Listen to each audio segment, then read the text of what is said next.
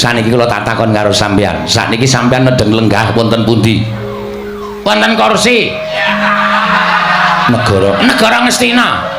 Tegesipun sampean minangka dapukipun kula Nayaka. Lah Nayaka didangu karo ratu wajibe ngaturake menapa sejatosipun niki Naryasrana pemarem penggalipun anak Prabu Ngastina. Kenging menapa sampean malah damel cuwanipun anak Prabu Ngastina. Kudune sampean iso dadi pemarem. Kula menika guru nak ning Sukalima. Teng mriki rak Nayaka. Nayaka didangu ratu kok ora mblakake sejatine menika teges sampeyan nglencati kewajibane minangka dadi Nayaka.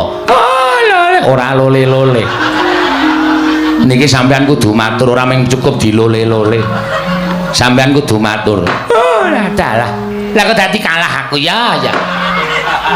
Iya Dek Pati nggih pun kula tak manut karo sampean. Lah nek ngonten tak bakal padhang kahanane. Sampeyan ora usah selak kanthi etok-etok dadi guru. Sampeyan iku Nayaka teng negara Ngastina. Nek sampeyan ora gelem ngendikake kringyaning para Pandhawa apa kelakon dijabel le minangka dadi Nayaka, sampeyan ora diakoni Nayaka Ngastina, Sukalima dijaluk negara Ngastina sampeyan ajeng mapan teng pundi? Ora Mang wangsulan kok anggere bingung anggere mumet kok Oh nggih Dek Pati nggih. Nggih menawi tetela mengaten kula ajeng ngaturake. Lah nek ngenten iki kula tak midhangetake ingkang tetela. Mangrungokke. Nggih. Pandhawa menika nuwun sewu. Menawi badhe dipun jangka pejahipun menika ngremit. Tegesipun ngremit, rungset lan rumpil. Tegesipun kedah pados srana ingkang saestu menika kedah mawi petangan ingkang ganep dipun gelar lan dipun gulung. Sebabe Pandhawa menika pancen luput senjata tawa. Tegesipun dijangka cintrakane ora kelakon, dijangka patine saya ora kelakon, malah luwih-luwih Pandhawa menika mesti kaning titah ketitik saben dijangka patine mesti malah entuk kanugrahan. Wong samangsul Pandhawa entuk kanugrahan merga dijangka patine. Nggih napa mboten? Nggih. Nalika Pandhawa mangloropke teng Wanamarta, mangken babat Wanamarta, Bratasena, pamrih sampeyan men dipangan karo berkasaan jim setan sing padha mapan ning Wanamarta. Ning merga saka teguh timbul, merga saka kapercayaning si Bratasena. Dheweke iso babat Wanamarta ora dipangan jim setan berkasaan, ning malah entuk negara Ngendraprasta. Nggih napa mboten? Nggih. Dek jaman sampeyan ngombeni Bratasena. Nggih. Nalika Bratasena nom jaman biyen mangapusi mangombeni wujuding waragan inum-inuman sing marai mendem. Werkudara Bratasena ora eling mangcemplungke wonten ing sumur Jalatunda, sumur Upas. Pamrih sampeyan supaya mati monggo dibanduli watu sing gedhe supaya ora iso ambegan. Bratasena mati mboten, ning malah entuk Tirta Rasa Kunda. Sapa sing ngombe Tirta Rasa Kunda niku kekuatane wuwuh 800 gajah. Monggo Werkudara nalika semanten iso entek 8 kendi. Tegese kekuatane Werkudara niku nek nesu 800 gajah. Ora jajal. Ndira luka wae ra ono 800. Niku nggih Kang. Nggih. Mula wis dingerteni dening kalayarame. Menawi Pandhawa menika pancen boten saged dipun jangka pejahipun. Nggih Kakang. Ning menawi jenengan Adipati harus kene anak Prabu Duryudana menika pasrah kaliyan Mbah Sukalima. Kula menika ibaratipun mejahi para Pandhawa menika angel mijet wae ngranti suwe banyu sinaring. Lah kok iso ngendika kaya ngono? Lho, mergo kula ngerti pengapesane. Pengapesane Pandhawa menika mergane napa? Nek Pandhawane pancen ora iso dipateni, nek Mbaka utawa 5 babar pisan dipateni menika mboten iso. Merga 5 ning Pandhawa menika mujudake satunggiling kekuatan ingkang mboten saged dipun pisah-pisahaken. Ngoten nggih. Nggih. 5 ning Pandhawa menika mboten saged dipun pisahaken dening menapa kemawon. Puntadewa menika kesabaran. Puntadewa menika keadilan. Werkudara menika kasantosan. Janaka menika mujudaken satunggiling contoh tiyang ingkang badhe musyawarah. Wonten ing kula sedaya menika adil tumrapipun sinten kemawon merga kula sedaya menika kembar. Nggih. Ya, ben mengke wae. Terus salajengipun nek Pandhawa menika wonten ingkang tunggu. Sing tunggu Gendruwo. Ampun sembrono to. Mangke riyen kula dongke. Sing tunggu menika piyai loro. Inggih menika mustikaning jagat. setunggal inggih menika Nalendra Ndarawati Prabu Sri Bathara Kresna pranyata menika titising Sang Hyang Bathara Wisnu dewa ingkang ngandung kabagyan. Sapa sing arep wani karo Nata Ndarawati? Angkara loro. Inggih menika pun pamongipun para Pandhawa. Inggih menika Semar Badranaya. Sabab wong sak donya menika sami nyebat Semar menika pusaka ingkang bisa kandha, jimat ingkang bisa ngucap. Nadan derajate namung ngaceplik wong loro saudon telu saurupan. Nanging Semar menika Nuwun Sewu, menika pamong agung pamonging wong tanah Jawa. Sapa sing cedhak karo Semar, sing lali bakal dadi eling, sing bengkong bakal dadi jejeg, sing luput tumuli bakal eling marang kelumputane. Menika ampuhe Semar wonten mriku niku. Mula Pandhawa menika ora iso dijangka patine merga cedhak karo wong loro niku. Tegese pun cetha nek arep jemateni para Pandhawa kudu iso nyirnake utawa nyingkirke Prabu Sri Bathara Kresna angka loro Semar Badranaya. Kula nuwun sewu. Nek nyirnake Ratu Ndarawati ketoke kok angel. Ning ketoke nek nyirnake Semar nuwun sewu gandeng Semar menika derajate ngaceplik. Gampang anggenipun badhe mejahi dhateng Semar. Ampun ngawur. Ampun ngawur Depate.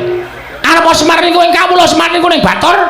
Nek nuwun sewu kula wis maturna, nika titising Sang Hyang Bathara Ismaya.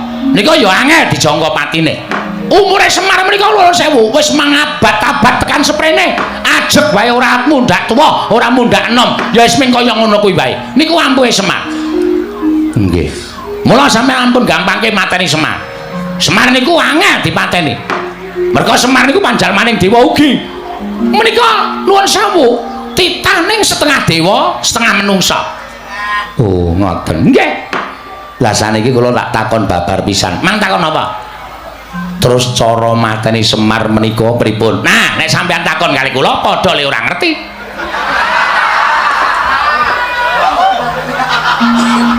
Kula niku takon tenanan. Kula ya wangsulan tenanan.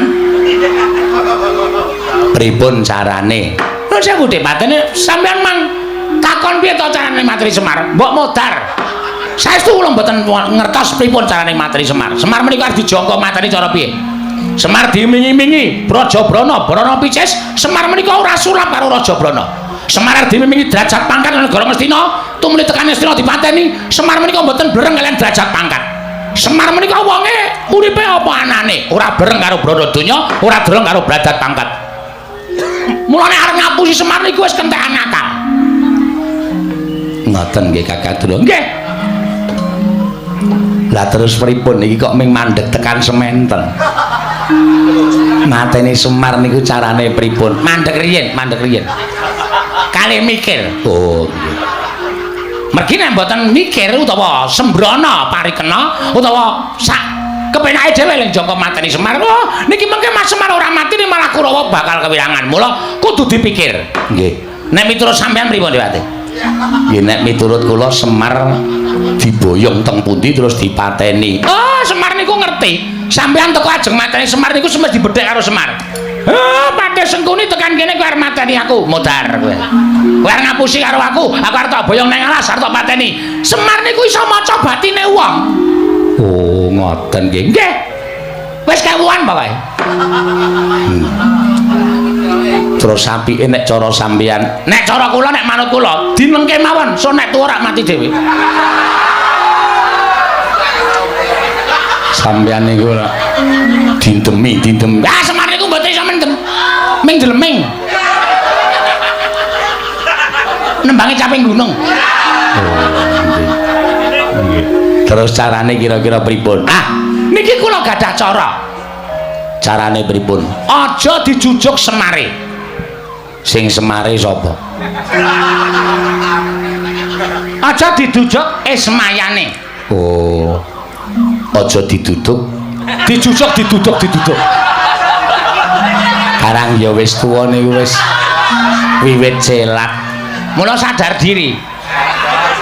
Tuwa njunjilan rasane. Nggih. Pun mboten satekan rika-rika riyin. Niki dirembug sik mateni Semar. Ngaten nggih, Pak. Carane mateni Semar niku kudu dilelonggo atine.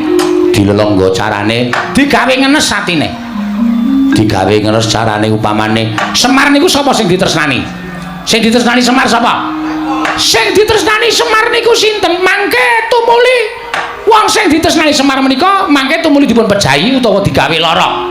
Mangke nek Semar krungu wong sing ditresnani menika lara, atine terus ngenes.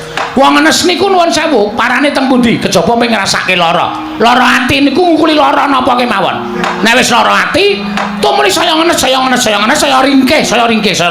Semar mati ning ya ora deksek lho. Kudu ngenteni, merga niku dilelonggo atine. Oh, carane anake Semar dipateni.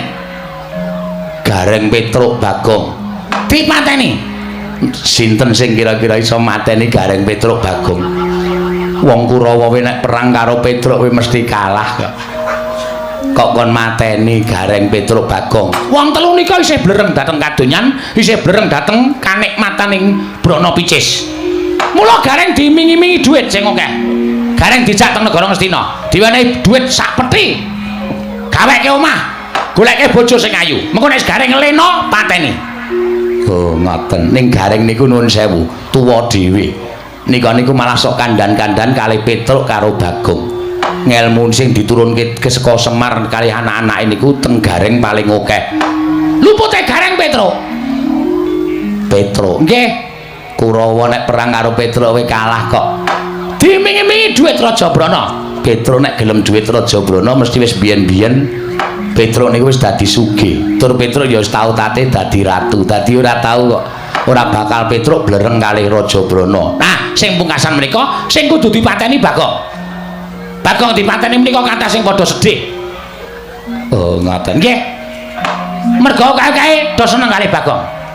Mula Bagong dipateni. Lah nek Bagong niku bocah ndugal kewarisan sok ora nganggo petung.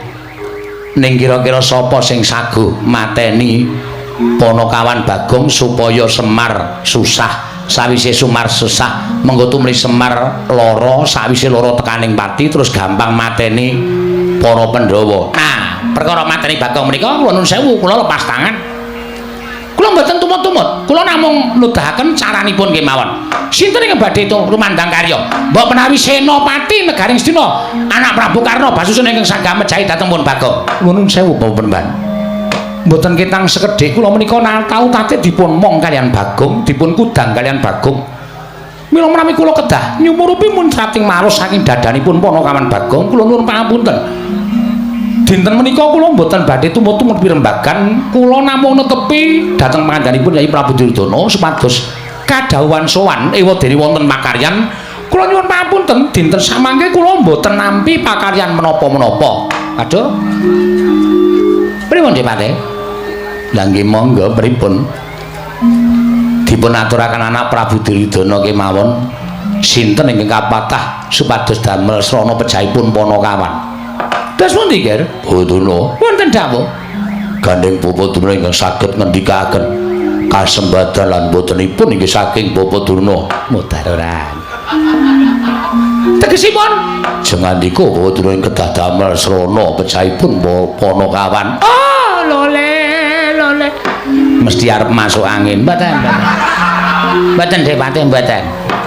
Mekaten kintenipun anak Prabu Duryudana. Nggih, kasinggihan mekaten. Nggih, nggih. Kula sagahi, nggih, kula sagahi. Menawi ngantos samangke gagar wigar tenantuk karya, menawi dapaken ing paduka sampiraken dhateng Bapak Sukalima. Oh, sampun sinengga kula menika lair batin anggenipun jejekaken kalendran paduka anak Prabu Ngastina, nggih. Anak Prabu Duryudana. Sigra-sigra yan permana kanca sigra rakin awang sesangka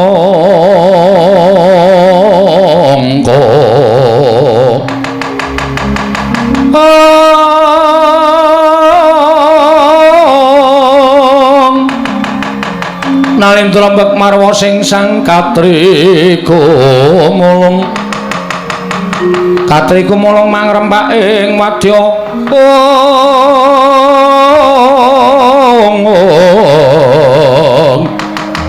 kurda kula reka kiri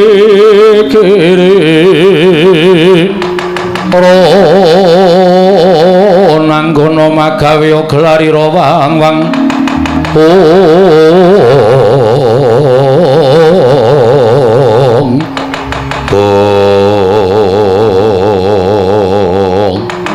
tintrem madyaning pasewakan Agung Negaring Astina nalika semanten samya midhangetaken pangandikanipun Brahmana ing Sukalima Pandhita Durna nadyan kathah ingkang samya anglimbang-limbang jroning wardaya apa isa Sang Begawan Durna mejahi sangya para panakawan parandene mangke datan wantun ingkang kawiyosing pangandikan sedaya mung kendel datan mubah datan musik nadyan nalindra ing Astina Prabu Duryudana ugi datan mubah datan musik nglenggahi kanyuk minangka wardu kanyuk udaran gantun wadu jarawaca nginangun durung abang dulur manding dasaring perkara kasaru geger jaba piyak ngarsa tangeping priya sebar punamu apa to kang dadi darunane ora numatan kangge Gajah Medha saka Wandilan kejawi namung sawanipun satra ing Jodipati ing nunggul kawan Raden Harya Werkudara kalih karya kagyak kang samya mulat